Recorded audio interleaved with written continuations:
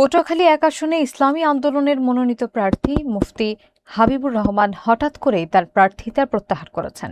একই সঙ্গে তিনি জানিয়েছেন পটুয়াখালী ৪ আসন থেকে ত্রয়োদশ জাতীয় সংসদ নির্বাচনে প্রতিদ্বন্দ্বিতা করার ইচ্ছা।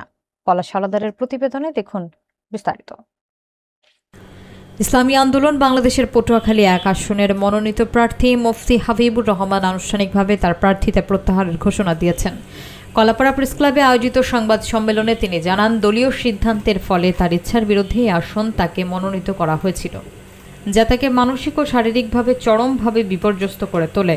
লিখিত বক্তব্যে তিনি উল্লেখ করেন, বিষয়টি তাকে এতটাই কষ্ট দেয় যে অসুস্থ হয়ে স্ট্রোক পর্যন্ত করেন। নিজের এলাকায় ফিরে এসে তিনি উপলব্ধি করেন যে এলাকার মানুষের কাছে থেকে দূরে থাকা তার পক্ষে সম্ভব নয়। তাই তিনি নতুনভাবে পটুয়াখালী ৪ আসন থেকে নির্বাচনে অংশ, দখলবাজি, দুর্নীতি এবং সন্ত্রাসের বিরুদ্ধে সাধারণ মানুষকে সঙ্গে নিয়ে কঠোর অবস্থান গ্রহণ করবেন। একই সঙ্গে তিনি প্রতিশ্রুতি দেন যে ব্যক্তিগত জীবনে তিনি সাধারণ জীবনযাপনই বজায় রাখবেন, কোনো বিলাসিতা, বাড়তি সম্পদ বা বাহন ব্যবহার করবেন না। সংবাদ সম্মেলনে ইসলামী আন্দোলনের স্থানীয় নেতারা তার পাশে থাকার ঘোষণা দেন। রাজনৈতিক বিশ্লেষকরা ধারণা করছেন, তার এই সিদ্ধান্ত পটুয়াখালী ১ ও ৪ আসনে নতুন রাজনৈতিক সমীকরণ সৃষ্টি হতে পারে। বিগত ৩০ বছর এই জনপদে ছিলাম।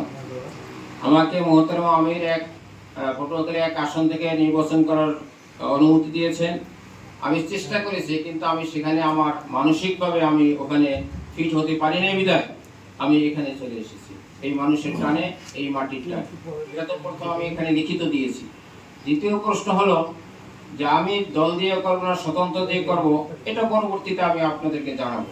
আমি নির্বাচন করব, এই নিয়ত করেছি, যদি আল্লাহ তাআলা তৌফিক দান করে নির্বাচন করব।